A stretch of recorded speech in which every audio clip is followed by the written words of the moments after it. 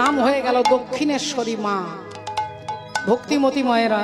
তাহলে নারীর ক্ষমতা আছে, নারী শূর্পণখাও আছে, নারী পুতনাও আছে, আবার নারী সীতা দেবীও আছে। নারী ভালো মানে সবাই ভালো নয়, আবার নারী খারাপ মানে সবাই খারাপ নয়। এই কারণে বলছে নারী দুর্গা, নারী কালী, নারী শক্তি হয় ভূপালী। আর নারীর পায়ে দেয় অঞ্জলি কৃষ্ণ গুণাধা।